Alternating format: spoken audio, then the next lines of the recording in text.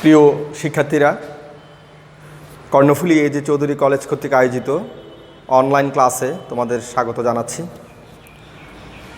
আজকের আমাদের এই ক্লাসটি হবে দ্বাদশ শ্রেণীর জন্য ষষ্ঠ অধ্যায় আর্থিক বিবরণী বিশ্লেষণের তৃতীয় ক্লাস। আজকে আমরা একটি ব্যবহারিক সমস্যা করতে চেষ্টা করব। ইতিপূর্বে আমরা এই আর্থিক বিবরণী বিশ্লেষণের প্রয়োজনীয় সূত্রসমূহ জেনেছি। আশা করি তোমরা এগুলো বাসায় অধ্যয়ন করেছ। আমরা আজকে এর ওই আর্থিক বিবরণী বিশ্লেষণের একটা প্রায়োগিক সমস্যা আমরা এখানে করে দেখাতে চেষ্টা করছি। সময় স্বল্পতার কারণে আমি প্রশ্নটি লিখিনি, তোমরা প্রশ্নটা দেখে নেবে। আমি বলছি, আমি একটি 2018 সালের সম্মিলিত বোর্ডের একটি অঙ্ক করতে যাচ্ছি আজকে। এটা হলো তোমার সম্মিলিত বোর্ড 2018 খ সেট, ঠিক আছে, মিস্টার রোহি অ্যান্ড কোম্পানি।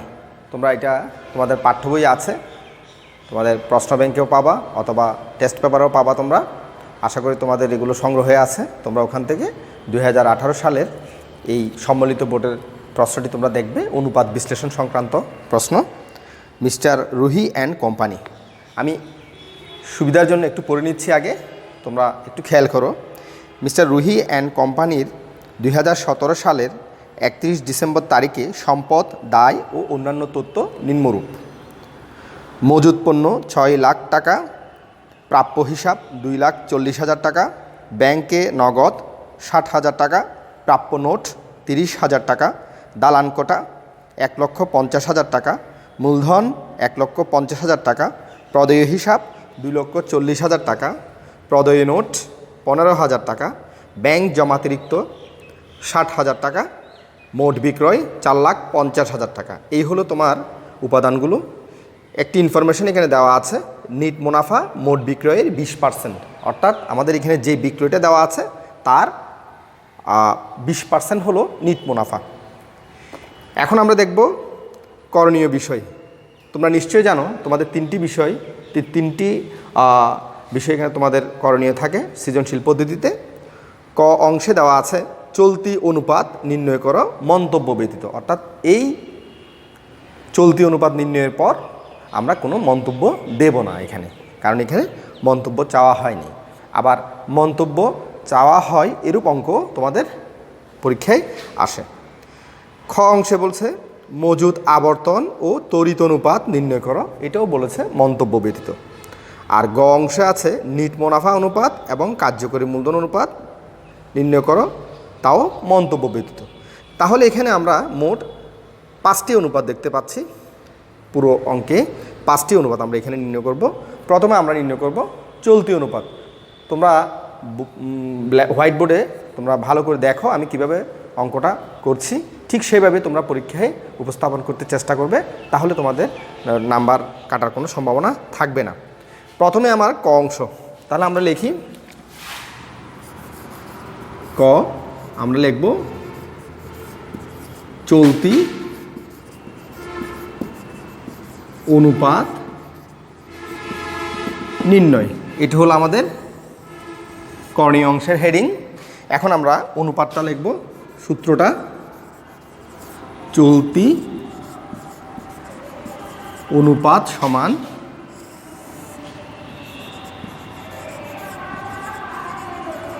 চলতি সম্পদ বাই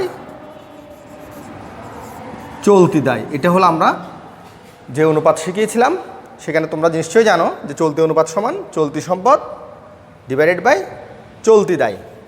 এখানে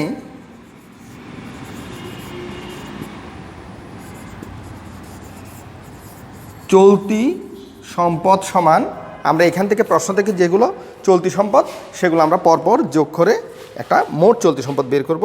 এখানে চলতি সম্পদ হলো মজুত পণ্য যোগ প্রাপ্য হিসাব, তোমরা প্রশ্নের সাথে মিলিয়ে নেবে, যোগ ব্যাংকে নগদ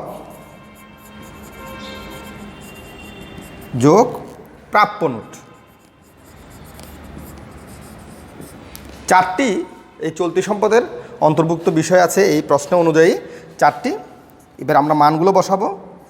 মজুদ পণ্য আছে 6 লাখ, প্রাপ্য হিসাব 2,40,000, ব্যাংকে নগদ 60,000, প্রাপ্য নোট 30,000। তাহলে এখানে 60, 84, 90, 93, তাহলে হলো 9,30,000 টাকা। 9,30,000 টাকা। এই হলো আমাদের চলতি সম্পদ। এখন আমরা চলতি দায় নির্ণয় করব।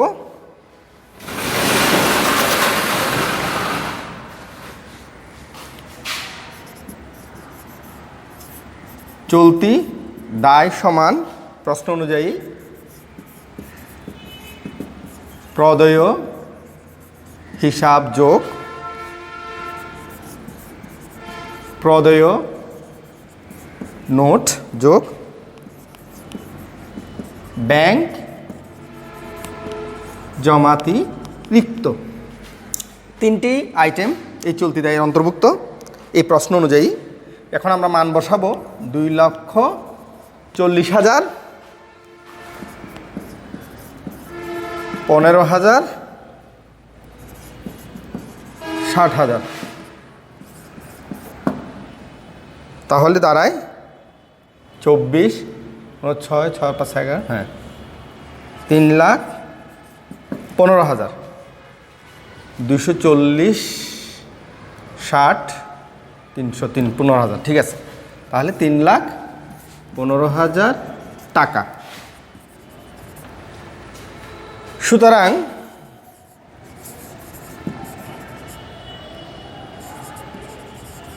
চলতি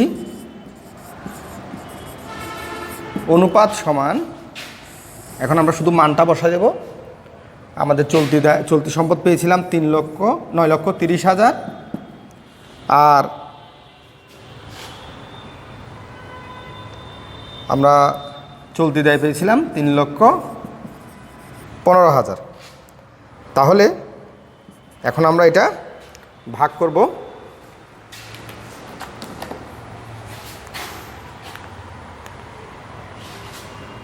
9,30,000 ভাগ 3,15,000 সমান 2.95:1। এখানে এটা হলো আমাদের ফলাফল, আর এটা হলো তুলনা করা, অনুপাত দিয়ে তুলনা করা। অর্থাৎ 1 টাকা চলতি দায়ের বিপরীতে 2.95 টাকার কি আছে, আমাদের চলতি সম্পদ আছে। যেহেতু চলতি সম্পদ বড়, তাহলে এই রেজাল্টটা চলতি সম্পদের অনুকূলে আসছে। 2.95:1 দেওয়ার অর্থ হলো এটাকে 1 ভাববো আমরা, এটা হলো 1, আর এটা হলো 2.95। যেহেতু আমরা এটা দিয়ে এটাকে ভাগ করেছি, 2.95 বেরিয়েছে। এটার অনুপাতে প্রকাশ করার জন্য এখানে অনুপাত চিহ্ন বসিয়ে একটা 1 দিতে হবে। এটা দ্বারা কি বোঝা যায়, এক কোম্পানির 1 টাকা চলতি দায়ের বিপরীতে 2.95 টাকার কি আছে, চলতি সম্পদ রয়েছে। তাহলে আমরা চলতি অনুপাতটা নির্ণয় করে ফেললাম। এখন আমাদের প্রশ্নে চাওয়া হচ্ছে খ অংশে মজুদ আবর্তন ও তড়িৎ অনুপাত নির্ণয় করো। মজুদ আবর্তন ও তড়িৎ অনুপাত আমরা এখন এই দুটি নির্ণয় করব।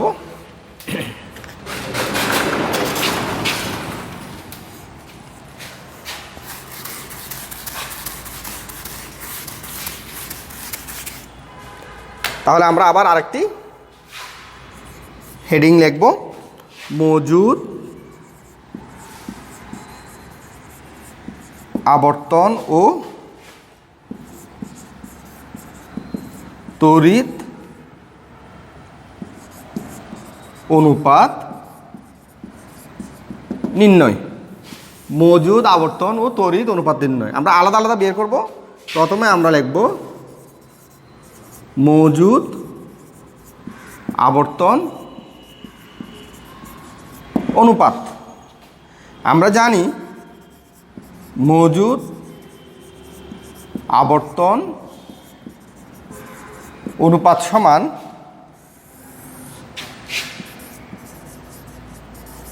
বিক্রিত পণ্যের ব্যয় ডিভাইডেড বাই গড় মজুদ।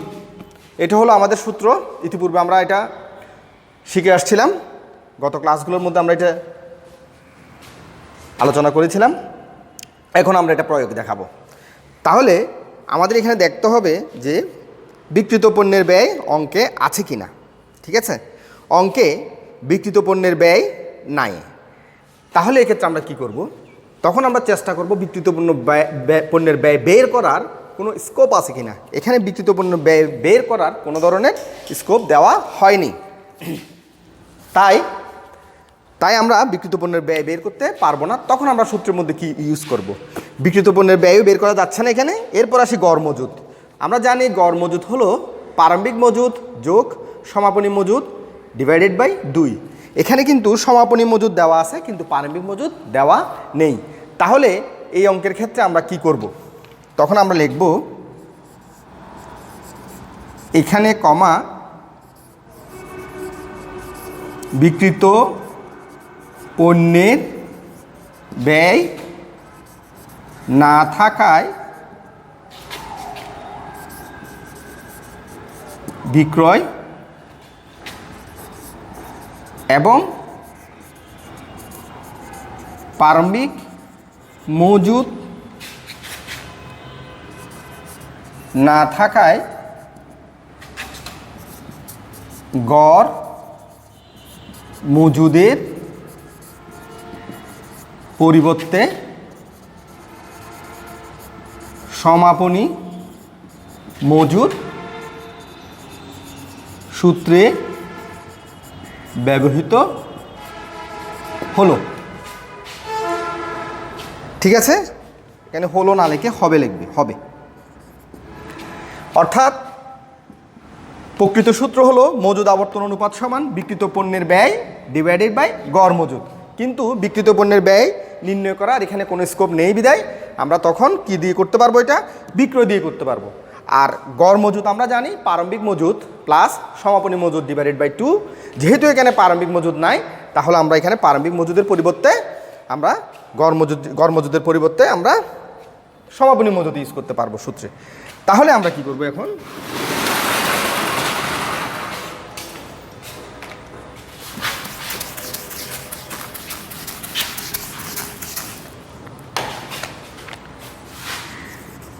তাহলে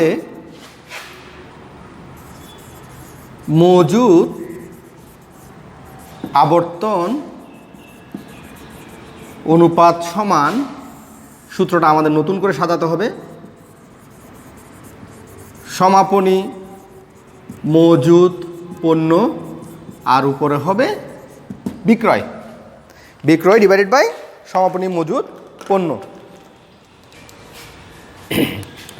আমরা ঠিক প্রকৃত সূত্র, যেহেতু আমাদের এখানে প্রকৃত সূত্রের আইটেমগুলো বা উপাদানগুলো নেই, প্রকৃত সূত্রের উপাদানগুলো যখন পরিবর্তিত হবে এক্ষেত্রে তোমরা অবশ্যই এখানে একটা নোট দিয়ে তোমরা এটাকে কি করে নিতে হবে, এটাকে ওই সূত্রের অনুকূলে তোমরা একটা নোট দিতে হবে। ঠিক আছে, সূত্রের অনুকূলে আমরা নোট দিয়ে এই সূত্রটাকে আমরা পরিবর্তন করে নিলাম। অর্থাৎ সূত্র যদি পরিবর্তন করতে হয় তার সাপোর্টিংয়ে তোমাকে একটা নোট দিতে হবে। এখন আমরা মান বসাতে পারি। প্রশ্নে বিক্রয় দেওয়া আছে,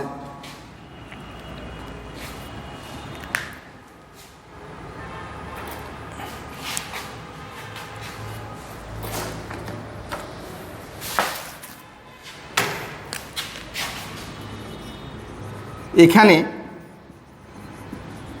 বিক্রয় সমান 4,50,000 টাকা আর সমাপনী মজুদ পণ্য সমান 6 লক্ষ টাকা। সুতরাং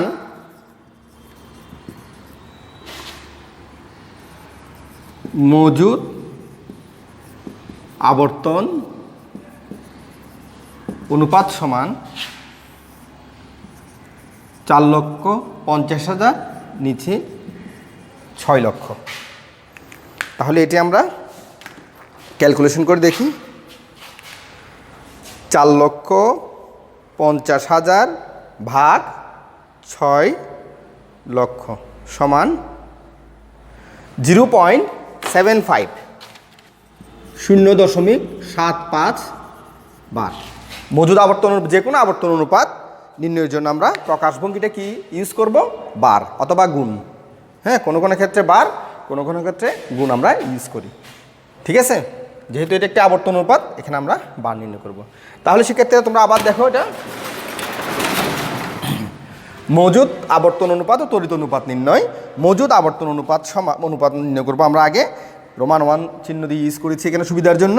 মজুদ আবর্তন অনুপাত সমান প্রকৃত সূত্রটি হলো বিক্রিত পণ্যের ব্যয় ডিভাইডেড বাই গড় মজুদ। হ্যাঁ, এখানে বিক্রিত পণ্যের ব্যয় না থাকায় বিক্রয় এবং প্রারম্ভিক মজুদ না থাকায় গড় মজুদের পরিবর্তে সমাপনী মজুদ সূত্রে ব্যবহৃত হবে। এটা আমরা কি করে নিলাম, আমাদের যেহেতু আমরা নতুন সূত্র লিখব তার সপক্ষে আমরা এটা একটা নোট দিয়ে রাখলাম। এরপর আমরা আবার সূত্রটা লিখতে হবে এখানে, যেহেতু নতুন সূত্র আসছে। তাহলে মজুদ আবর্তন অনুপাত সমান বিক্রয় ডিভাইডেড বাই সমাপনী মজুদ পণ্য। এখানে বিক্রয় সমান 4,50,000 টাকা, সমাপনী মজুদ পণ্য সমান 6 লক্ষ টাকা। সুতরাং মজুদ আবর্তন অনুপাত সমান 4,50,000-কে 6 লক্ষ দ্বারা কি করতে হবে? ভাগ করতে হবে। ভাগ করলে আমরা জানি 0.75 বের হবে, তার পাশে আমরা একটা বার লিখে দেবো। তাহলে আমরা খুব সহজেই এই সূত্রটা বের করে ফেলতে পারলাম, এই মজুদ আবর্তন অনুপাত নির্ণয় করলাম। এখন আমরা দেখাবো তড়িৎ অনুপাত নির্ণয়। শিক্ষার্থীরা, তোমরা এখানে যদি আরেকটু সংক্ষিপ্ত করতে চাও, আমি বিস্তারিতভাবে অঙ্কটা করাচ্ছি, একেবারে পরিপূর্ণভাবে তোমরা বোঝার জন্য। তোমরা আরেকটু সংক্ষিপ্ত করতে চাইলে এখানে সূত্র লিখে, যেহেতু এগুলো প্রশ্নে দেওয়া আছে, সরাসরি তোমরা মানটা বসিয়েও অঙ্ক করতে পারবে, সমস্যা হবে না এক্ষেত্রে। এখন আমরা আসবো তড়িৎ অনুপাত।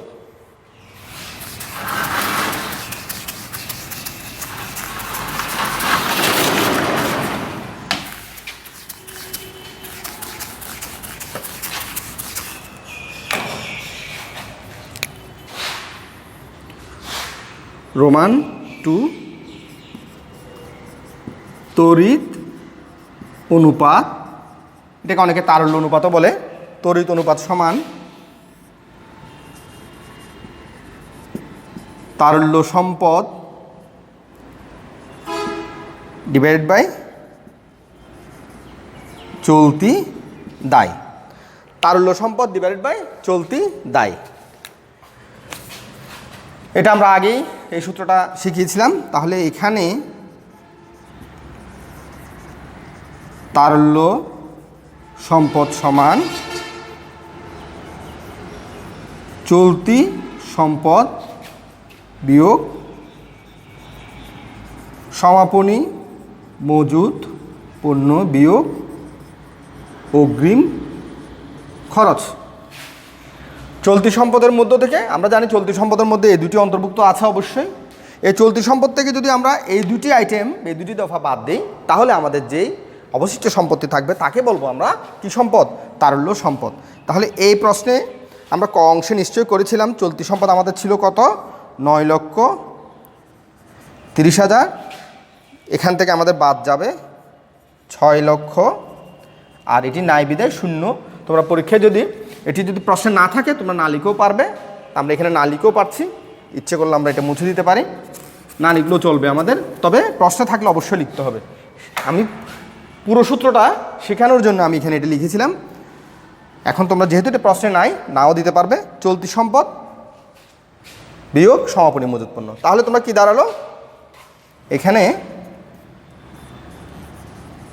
এখানে দাঁড়াবে 3,30,000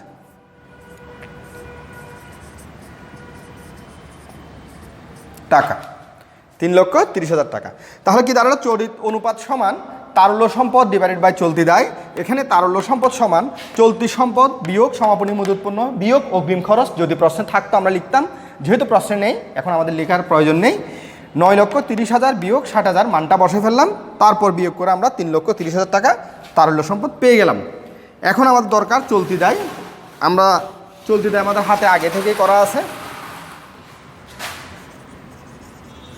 চলতি দায় সমান আমাদের কত করা ছিল? চলতি দায় প্রথম অংশে করা ছিল আমাদের চলতি দায় 3,15,000, 3,15,000 টাকা। সুতরাং তড়িৎ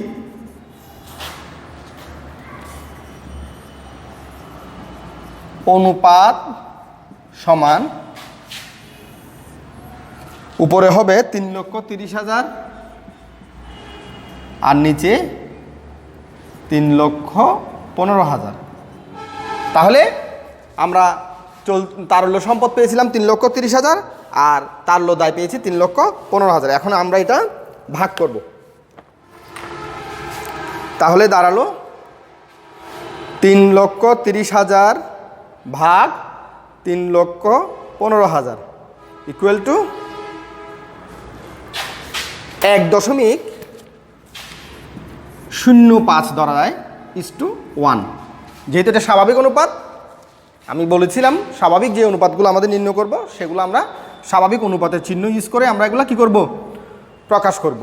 তাহলে এখানে বোঝা যাচ্ছে কি যে 1 টাকা চলতি দায়ের বিপরীতে 1 টাকা চলতি দায়ের বিপরীতে 1.05 টাকার কি আছে, তারল্য সম্পদ রয়েছে। যেহেতু এখানে মন্তব্য দিতে বলে নাই, আমরা মন্তব্য দিচ্ছি না। যখন আমরা মন্তব্য দেওয়ার একটা অঙ্ক করব তখন এগুলো আমরা বিস্তারিত সেখানে দেখাবো। এখন আমাদের গেল তড়িৎ অনুপাত। এখন আমরা গ অংশ, সর্বশেষ অংশ।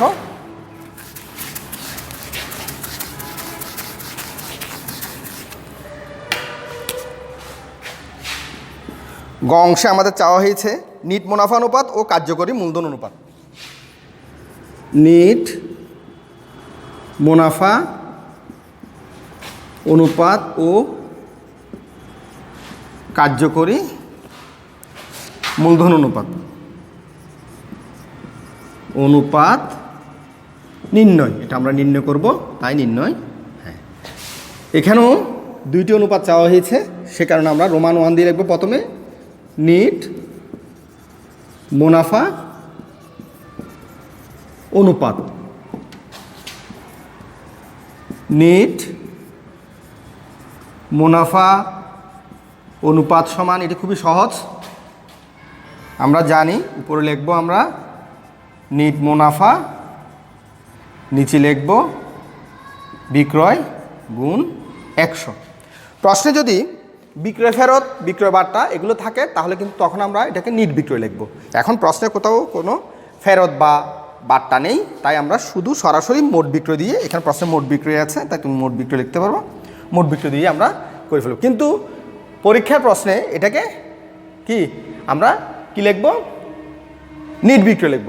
আমরা পরীক্ষায় যেটা লিখব সেটাই আমি এখানে লিখে রাখি, নিট বিক্রয়। আমরা দেখানোর সময় দেখো তোমরা কীভাবে করি। এখানে নিট মুনাফা সমান বিক্রয়ের 10%, মোট বিক্রয়ের 10%। তাহলে 20% বিক্রয় গুণ 20% সমান বিক্রয় দাঁড়ালো কত, 4,50,000 গুণ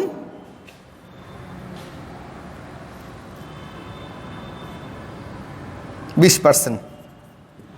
তাহলে 4,50,000 গুণ 20% হবে তোমার 90,000 টাকা।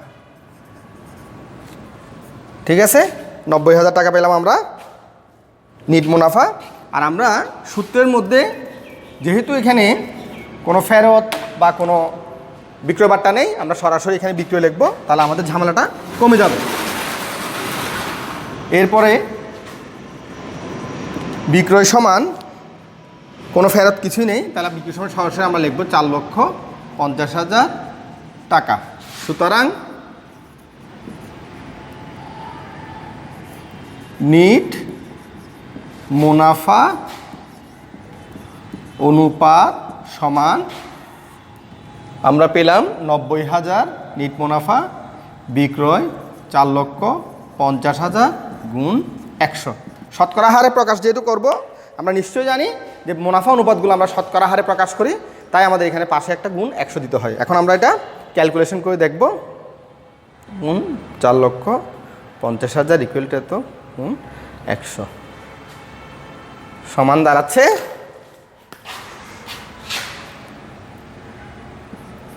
20%, অর্থাৎ আবার সেই 20%। এখানে আমরা একটু বলে রাখি, এখানে নিট মুনাফার অনুপাতটা কিন্তু প্রশ্নে দেওয়াই আছে। আসলে প্রশ্ন করার সময় এখানে কিছু সামান্য ভুলভ্রান্তি থাকে। আসলে প্রশ্নগুলো সবসময় মডারেশন বোর্ড এটা দেখে কিনা জানি না, আমি বুঝতে পারি না, কারণ এখানে মোট নিট মুনাফা অনুপাত চেয়েছে কিন্তু নিট মুনাফার হারটাই দেওয়া আছে মোট বিক্রির উপর 20%, তাই রেজাল্টটাও ঠিক আবার পুনরায় ঘুরে কত পার্সেন্ট আসবে, 20% আসবে। এখানে মোট মুনাফা নিট মুনাফা অনুপাত না দিয়ে অন্য কিছু চাওয়া যেত। যাই হোক, প্রশ্ন আমাদের যেভাবে চেয়েছে আমরা ঠিক সেভাবেই করব। তাহলে আমাদের নিট মুনাফা অনুপাত দাঁড়ালো কত, 20%। এখানে প্রশ্ন যারা করেন হয়তো বা এটা মডারেশন বোর্ড দেখেনি বা চোখের আড়াল হয়ে গেছে এটা, সে কারণে সাধারণত নিট মুনাফা অনুপাত যদি প্রশ্নে চাওয়া হয় তখন নিট মুনাফার হারটা দেওয়ার আর প্রয়োজন নেই, কারণ আমাদের নিট মুনাফার অনুপাত যে হার বের হবে আর নিট মুনাফা হারটা ঠিক একই হার বের হবে। যাই হোক, আমরা এর পরবর্তীটা যাচ্ছি, রোমান 2 কার্যকরী মূলধন অনুপাত। কার্যকরী মূলধন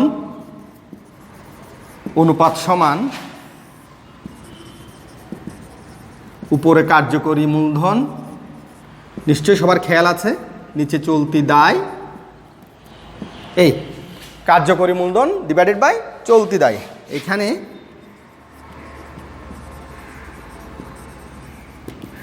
কার্যকরী মূলধন সমান, এটা সবাই জানে, সহজ সূত্র, চলতি সম্পদ বিয়োগ চলতি দায়।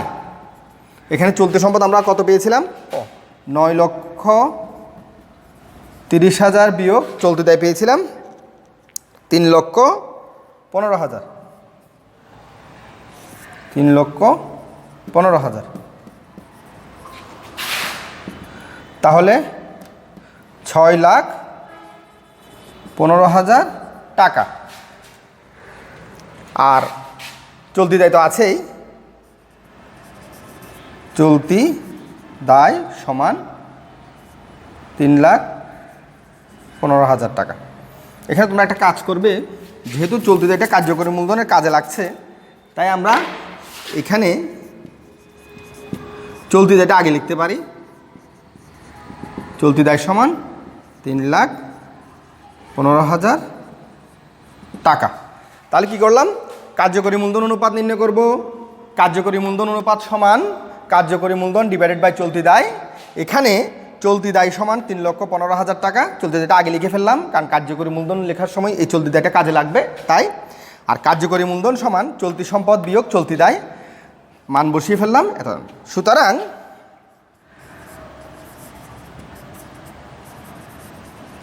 কার্যকরী মূলধন অনুপাত সমান উপরে 6,15,000 আর নিচে 3,15,000 সমান 6,15,000 ভাগ 3,15,000 ইকুয়াল টু 1.95 ধরা যাবে। 1.95 1.95 ইস্টু 1, এখানেও ইস্টু 1। তাহলে শিক্ষার্থীরা, আমরা আজকে পুরো একটি বোর্ডের কোয়েশ্চেন 2018 সালের একটি বোর্ডের কোয়েশ্চেন আমরা এখানে করে দেখালাম। আশা করি তোমরা বুঝতে পেরেছো। আমি যেভাবে করেছি এটা বিস্তারিতভাবে করেছি, তোমরা পরীক্ষা আরও একটু সংক্ষিপ্ত করে করতে পারবে, কোনো সমস্যা নেই। তবে মূল জায়গা যেন ঠিক থাকে, মূল সূত্র এবং সূত্রের অনুকূলে যেই তথ্যগুলো আমাদের দরকার সেগুলো তোমরা অবশ্যই পরীক্ষায় উপস্থাপন করবে, তাহলে তোমাদের নাম্বার কেটে যাওয়ার সম্ভাবনা থাকবে না। আমি পরবর্তী ক্লাসে আরেকটি জটিল অঙ্ক করতে চেষ্টা করব অন্য সূত্র দিয়ে। তো আমরা এখানে আজকে মোটামুটি একটি ব্যবহারিক অঙ্ক কীভাবে করতে হয় এটাই শিখলাম। আশা করি তোমরা এটা আত্মস্থ করতে পেরেছ। তোমরা বাসায় অনুশীলন করবে, বিশেষ করে তোমাদের বোর্ড কোয়েশ্চেনগুলো অবশ্যই তোমরা শেষ করে ফেলবে, ওগুলো করতে চেষ্টা করবে। কোনো সমস্যা থাকলে তোমরা অবশ্যই আমাদেরকে কমেন্ট বক্সে জানাবে। আর তোমরা নিশ্চয়ই একটা তথ্য পেয়েছো, এই ক্লাসগুলো ভিউ করার সময় তোমরা তোমাদের কমেন্ট বক্সে তোমাদের নাম এবং রোল নাম্বারটা লিখে দেবে। সামনে আমাদের ক্লাসগুলো ইউটিউব চ্যানেলের মাধ্যমে তোমাদের অনলাইনে আপলোড দেওয়া হবে, তোমরা এগুলো দেখে নেবে। আর সবাই ক্লাসগুলো করবে, কারণ তোমাদের কলেজ খুললে তখন একটা পরীক্ষা হবে, এই ক্লাসের ভিত্তিতে তোমাদের পরীক্ষাগুলো হবে। সুতরাং খুবই সাবধান, খুব ভালোভাবে তোমরা এগুলো অনুশীলন করবে, পাঠ্য বইয়ের সাথে সংশ্লিষ্ট থাকবে, সবসময় নিয়মিত পড়ালেখা চালিয়ে যাবে। আর বিশেষ কিছু বলছি না, আজকের মতো আমি এখানে শেষ করছি। আশা করি নেক্সট ক্লাসে তোমাদের সাথে আবার দেখা হবে আরেকটি নতুন অঙ্ক নিয়ে। সবাই ভালো থাকবে, ধন্যবাদ সবাইকে।